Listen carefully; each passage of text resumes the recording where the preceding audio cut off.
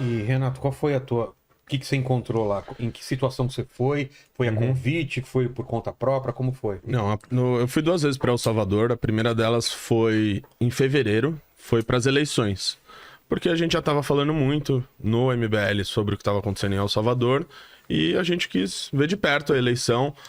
O Bukele é um cara que ele é acusado pelos seus críticos de ser antidemocrático e tudo mais. Então a gente foi ver as eleições, ver o processo eleitoral, viver aquilo. Fui lá credenciado pelo Tribunal Superior Eleitoral de lá e tudo mais. Só você ou foi uma turma? Fui eu, Costenaro e Orlando. Não ficaram mandando áudio pra cá, né? Não, cara, você sabe que quando a gente fez um vídeo. Ah, é? Tirando o Arthur do aeroporto. É muito perigoso isso. Não deixa o Arthur no grupo nem manda áudio. E o pior de tudo, quando a gente... Pior, né? Pior não, mas enfim. Quando a gente anunciou que ia pra lá, a gente fez uma campanha nas lives falando, pô, se a galera entrar no Clube MBL, etc., tantos que entrarem, a gente vai conseguir viabilizar a viagem. E todo mundo mandava, tô mandando aí, mas por favor... Não mande áudio. Não manda áudio, tá? Sempre aquela história, então, né? A eleição foi quando? Foi em fevereiro. Tá. Dia 4 de fevereiro eu estive lá e gravei um documentário lá também, que tá disponível lá no YouTube do MBL já. E depois voltei agora, início desse mês, eu tive lá porque foi a posse presidencial. Bukele, portanto, foi eleito em fevereiro, teve 85% dos votos, e agora ele tomou posse, eu fui à posse presidencial, não só para o evento da posse, mas também para falar com autoridades de lá. Eu tive reuniões com 3 ministros lá, a ministra do Turismo, inclusive o professor Ricardo estava falando sobre a economia de lá. Um dado interessante que ela me deu é que o turismo de El Salvador é o país que mais cresceu o seu turismo proporcional. Cresceu mais de 90% desde que o Bukele assumiu. Então, hoje o turismo é uma das atividades mais importantes de lá. E também tem uma outra coisa interessante que, no meio dessa história que o professor contou, que o Joel falou, 1 milhão de salvadorenhos saíram do país. É um país de 6 milhões de pessoas que 1 milhão mora fora. Caramba. Então a economia dos caras é muito guiada pelas pessoas que estão fora e que mandam dólares para suas respectivas famílias. Então, assim, é um país pobre, tá? É um país que agora acho que o grande desafio deles é o desafio econômico. Só que o que eu posso relatar é assim, a questão da segurança foi resolvida. E do meu ponto de vista, se você não resolve a questão da segurança, você não consegue resolver outras questões. O turismo de El Salvador, claro, é um país bonito, tem praias, até chamada de Surf City, a estratégia que eles usam lá de turismo. Todos os surfistas brasileiros, Medina, etc., estavam lá em El Salvador agora, porque é uma cidade que tem tal das Big Waves lá. Big Waves. E, enfim, tem muita gente indo pra lá por causa que a questão da segurança foi resolvida. E não tem um turista que chega lá, que me disse foi a ministra do Turismo, que chega lá e não pergunta sobre o presidente. Quer saber o que está acontecendo lá. Então, já tem um monte de gente sendo influenciada por isso. Aqui no Equador, o presidente recentemente declarou guerra ao crime organizado, que foi uma medida que foi tomada em El Salvador. Ontem, a ministra da Segurança do Milei, da Argentina, se encontrou com o Bukele.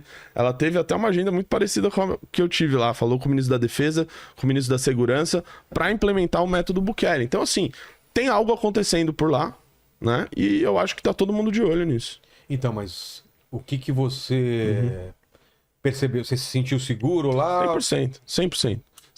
E assim, como foi a campanha dele? Eu fui em todos os lugares lá. Eu fui nos lugares, como o Joel e o Ricardo disseram, que estavam dominados pelo crime. Eu fui em lugares, assim, paupérrimos.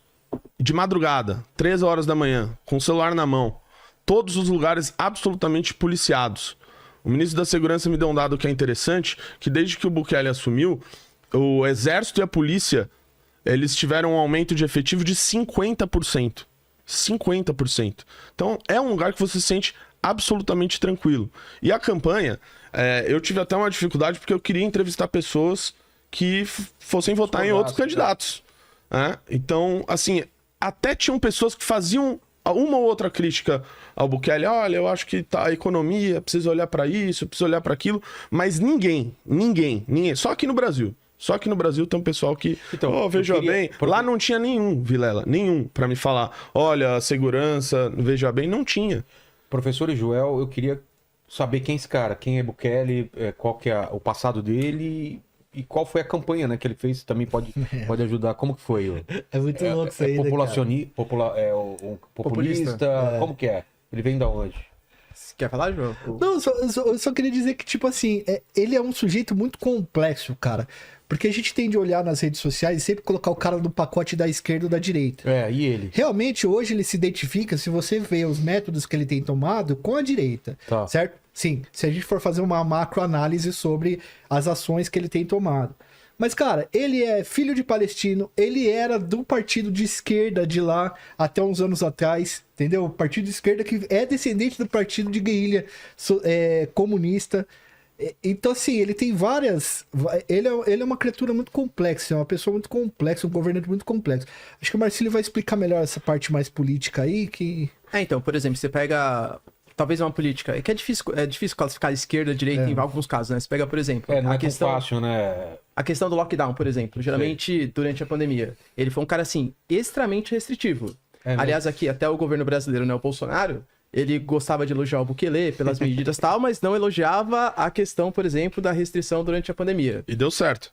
Só de fato, se você foi o país que teve o menor... exatamente, menor número de mortes. Se você comparar com os vizinhos mesmo, assim, foi a menor taxa de mortes mesmo. Isso deve ter ajudado também a popularidade dele, né? Exatamente, Sim, exatamente. Outro ponto importante, você pega, por exemplo, El Salvador sempre tem uma presença muito grande dos Estados Unidos. Sim. Mas o Bukele, ele não é muito afeito, assim, ao Biden, por exemplo, que não gosta muito das políticas. Até porque, por exemplo, teve a destituição recente, acho que a gente vai falar daqui a pouquinho, né?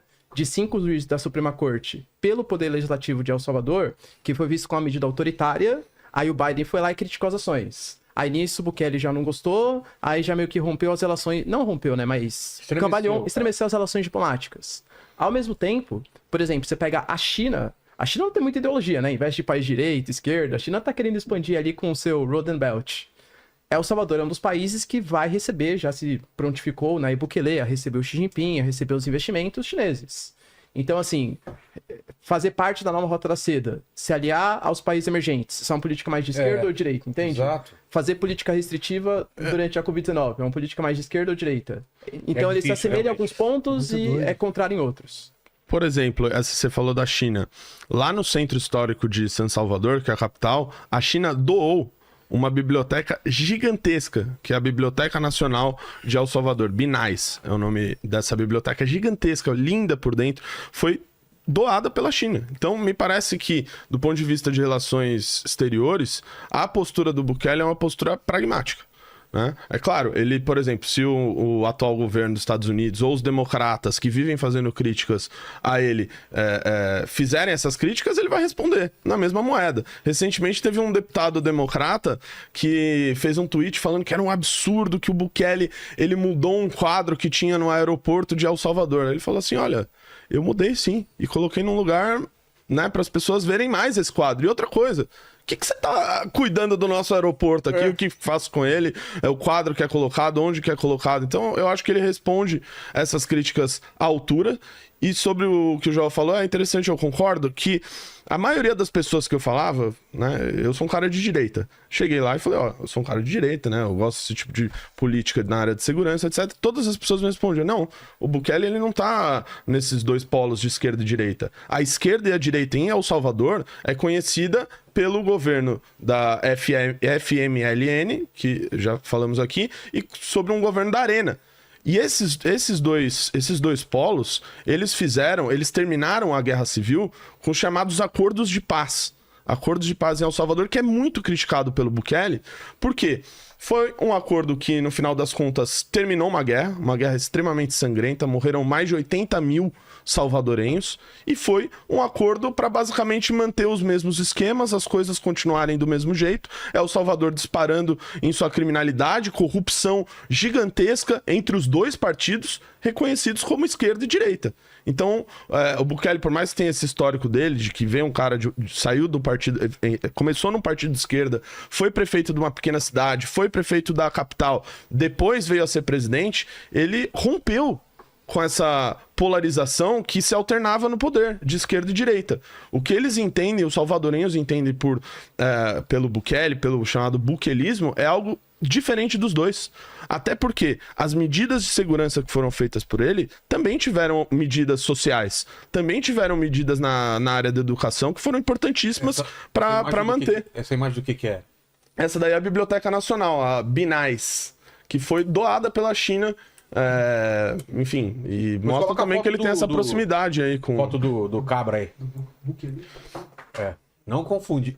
Na sua pesquisa no Xvideo, né? Não coloca Bukele lá que vai vir outra coisa aí. Tem um negócio parecido. Tem um negócio parecido. Cuidado, tá?